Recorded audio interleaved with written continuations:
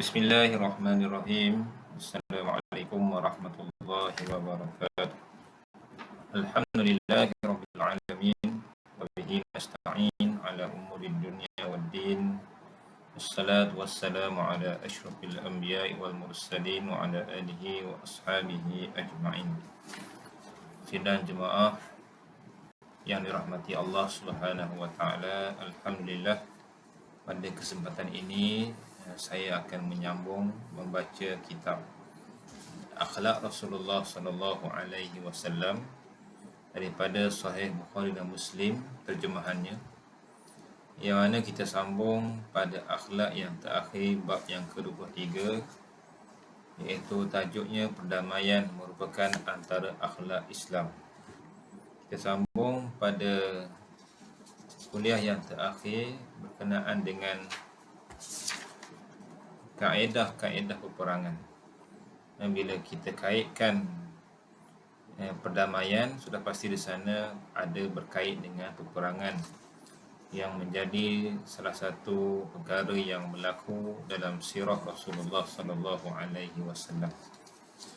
Dan telah kita sebut pada kuliah yang terdahulu, Rasulullah sallallahu alaihi wasallam sentiasa mengambil jalan perdamaian, mengutamakan perdamaian berbanding peperangan, mengutamakan dakwah sebelum peperangan. Sama ada ketika Rasulullah sallallahu alaihi wasallam berada di Mekah ataupun ketika mana Rasulullah sallallahu alaihi wasallam telah berhijrah ke Madinah, ataupun dalam konteks baginda sallallahu alaihi wasallam dan umat Islam telah mempunyai kekuatan, mempunyai kuasa pemerintahan di sebuah negara, iaitu Madinah Al-Munawwarah. Baik, kita tengok dahulu apa yang berlaku ketika Rasulullah berada di Mekah. Ketika di Mekah, bangsa Quraisy menerima dakwah yang diseru oleh Rasulullah sallallahu alaihi wasallam dengan sikap menghina, memusuhi dan menghalang baginda. Permusuhan yang keras, penentangan yang hebat ditujukan kepada dakwah Islam yang disampaikan oleh Nabi semasa berada di Mekah. Kalau kita baca sirah, banyaklah tindakan-tindakan yang telah dilakukan. Mereka mengejek dan menghina baginda, meminta agar baginda mendatangkan mukjizat yang menjadi bukti atas kebenaran apa yang baginda sampaikan. Minta Nabi datangkan mukjizat, dan walaupun Rasulullah mendatangkan mukjizat, tapi sifat mereka ialah mempermain-mainkan mukjizat yang diberikan oleh Allah kepada Rasulullah sallallahu alaihi wasallam. Perkara ini Allah rakamkan dalam surah Al-Isra.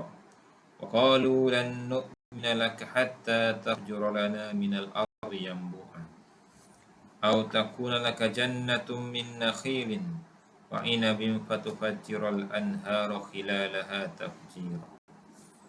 Dan mereka berkata, kami sekali-kali tidak percaya kepadamu, tidak percaya kepada Muhammad, tidak akan beriman. Sehinggalah mereka minta kepada Rasulullah sallallahu alaihi wasallam supaya kamu memancarkan mata air dari bumi untuk kami. Nabi keluar air daripada bumi ni. Ataupun kamu mempunyai sebuah kebun kurma ataupun anggur, lalu kamu alirkan sungai-sungai di celah kebun yang deras alirannya. Ataupun singgah Nabi ini ada kebun yang luas, penuh dengan anggur, kurma, dan mengalir air dalam kebun yang mereka minta untuk Rasulullah sallallahu alaihi wasallam tunjukkan sebagai syarat untuk mereka beriman. Banyak lagi kalau kita baca nanti permintaan-permintaan daripada kaum Quraisy ni untuk Nabi tunjukkan mukjizat, tetapi hakikatnya mereka tetap ingkar, tidak mahu menerima dakwah Rasulullah sallallahu alaihi wasallam. Bagaimana pula sikap Nabi? Namun baginda selalu menyampaikan kepada mereka bahawa baginda bukanlah orang yang mengaku-ngaku mampu mendatangkan mukjizat, akan tetapi baginda hanyalah manusia biasa. Ni ya, kita kata pendekatan yang disampaikan oleh Nabi. Ya, Nabi menyebut innama ana bashar, aku ni seorang manusia yang hanyalah diberikan oleh Allah sedikit kelebihan. Aku ni hanyalah seorang manusia sama seperti kamu. Tidak ada lebih melainkan apa yang telah diberikan kelebihan mukjizat oleh Allah Subhanahu wa taala. Baginda hanya manusia biasa yang diutuskan oleh Allah sebagai Rasul Tuhan. Nabi sebut, Allah sebut, Allah mengajar kepada Rasulullah, qul subhana rabbi hal kuntu illa basyarar rasulah. Katakanlah wahai Muhammad kepada kaummu, supaya mereka tahu kamu tu siapa? Subhana rabbi. Mula-mula puji Allah, tasbih, mensucikan Allah. Hal kuntu illa basyarar rasulah, bukankah aku ini hanya seorang manusia yang menjadi rasul? Kamu minta macam-macam, aku ni hanyalah manusia. Jika izin Allah, maka berlakulah mukjizat yang diminta itu. Rasulullah sallallahu alaihi wasallam terpaksa menghadapi berbagai macam gangguan dan siksaan di Mekah. Namun baginda tetap bersabar dan memilih untuk bersikap damai. Pendekatan yang sesuai dalam keadaan umat Islam masih sedikit di Mekah ialah bersabar. Belum ada kekuatan, jumlah, tenaga, kuasa. Baginda masih dapat menahan semua bentuk gangguan yang diterima. Ini kita bacalah banyaklah. Sahabat-sahabat diseksa, dibunuh dan sebagainya. Akan tetapi yang membuat baginda merasa tidak kuat adalah ketika melihat para pengikut yang lemah diseksa oleh mereka. Sahabat-sahabat di kalangan hamba abdi, orang miskin diseksa oleh tuan mereka, diseksa oleh pembesar Quraisy kerana mereka memeluk Islam. Mereka adalah orang-orang yang lemah, yang tidak mempunyai kekuatan dan daya upaya untuk membela diri. Oleh itu baginda lebih suka memilih jalan damai untuk para pengikut. Walaupun Nabi tak tahan melihat keadaan pengikut Nabi yang diseksa, pendekatan Nabi masih lagi memilih jalan damai, iaitu menyuruh mereka berhijrah ke Habsyah. Hal ini dilakukan agar Allah Subhanahu wa taala memberikan kelapangan dan jalan keluar bagi mereka daripada keadaan yang sedang mereka alami di Mekah. Ramai di antara para pengikut baginda yang akhirnya berhijrah ke Habsyah. Meskipun begitu, bangsa Quraisy tidak membiarkan mereka pergi berhijrah ke Habsyah. Mereka tak puas hati. Mereka menghantar 2 orang utusan. Salah seorangnya ialah Amr bin Al-As.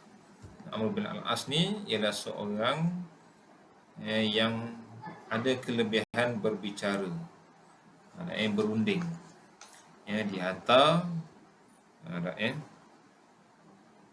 dikata kaum Quraisy terus mengutus orang pergi ke Habsyah untuk menemui Raja Habsyah yang bernama An-Najashi. Najashi ni akhirnya dia masuk Islam dan meyakinkannya agar mahu mengembalikan para pengikut Nabi Muhammad ke Mekah. Pujuk, bawa hadiah. Yang utusan Quraisy ini bawa hadiah supaya diterima oleh Raja Habsyah, dan supaya permintaan mereka supaya orang-orang yang mengikut Rasulullah, mengikut Nabi ni, yang masuk Islam ni, yang berhijrah ke Habsyah, dihantar balik ke Mekah. Antaranya Amr bin Al-As lah. Akhirnya Amr bin Al-As ni dia masuk Islam. Kita akan kisah dia tu dalam sirah. Pandaian dia untuk berunding. Namun An-Najashi yang dia juga menolak semua hadiah dan pemberian kaum kafir Quraisy.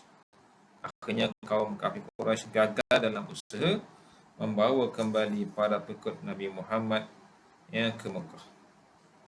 Di antara tindakan yang diambil oleh Rasulullah sallallahu alaihi wasallam. Tidak ada yang belum sampai masa untuk peperangan.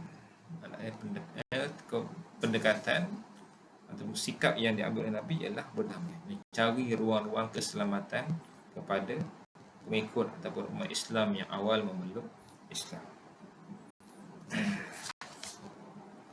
Baik, kita berhenti setakat dulu. Nanti insya-Allah dalam video yang berikutnya kita akan sambung sekali lagi kisah perdamaian yang dirakamkan, iaitu ketika mana Rasulullah sallallahu alaihi wasallam masih berada di Mekah. Wallahu a'lam. Assalamualaikum warahmatullahi wabarakatuh.